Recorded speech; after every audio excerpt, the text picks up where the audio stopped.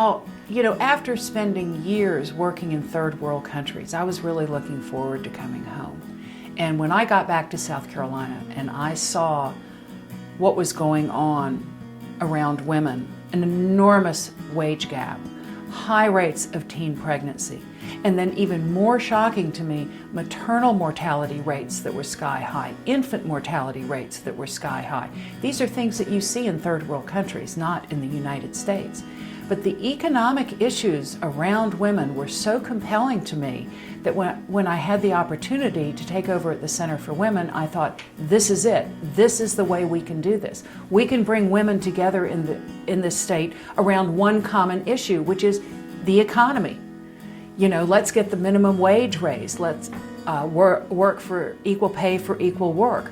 Let's try and get things done like having more women in public office, having more women in leadership positions, in corporations as well as in government. Because until, for example, the board of an organization needs at least 3 of the opposite gender to really be balanced and to take advantage of their diversity. So I worked it from a lot of different levels, which was encouraging women to serve on boards and commissions, whether that was state government, county government, city, to serve on nonprofit boards, to learn how to negotiate, because in so many cases, women do not negotiate when it comes time to talk about salary. And that first salary is setting the base for you for the rest of your career. And it is critical that you negotiate.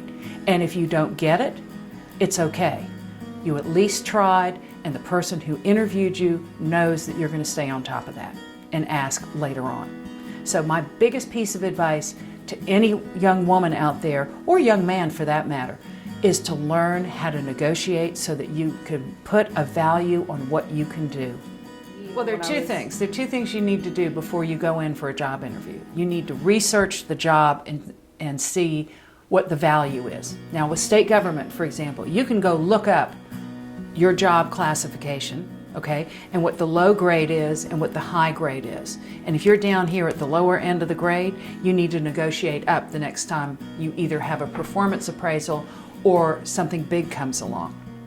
So know what the job is worth. And in your case, you can see by looking online, you can see that your position has a bottom range of $25,000 and a top range of $35,000. And if you're being paid $26,000, you know you're at the bottom of the grade.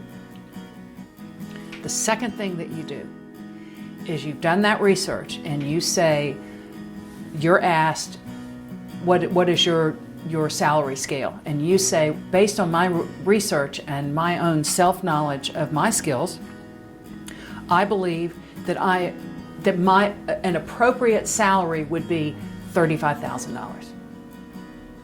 And then stop talking. Put it out there, and you force the other person to respond.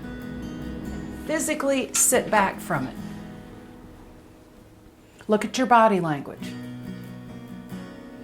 Then if they say, well, I'm sorry, the best we can do is $26,000. And you say, I'd like to revisit that in 6 months. And again, stop talking. Just those 2 things.